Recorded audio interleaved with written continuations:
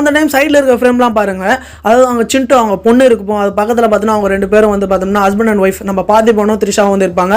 பக்கத்துலேயே பார்த்தீங்கன்னா Matthew Thomas இருப்பார்.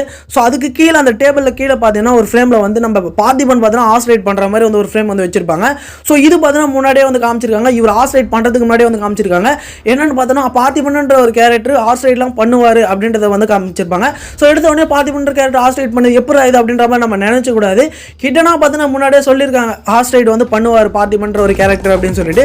ஸோ இது பார்த்தீங்கன்னா ரொம்ப கூலாக இருந்தது பார்க்குறப்ப. ஸோ நெக்ஸ்ட் விஷயம் என்னன்னு பார்த்தோம்னா தாஸ் அண்ட் கோவில் பார்த்தோம்னா இந்த ஒரு லோகோ வந்து நீங்கள் பார்த்துருப்பீங்க.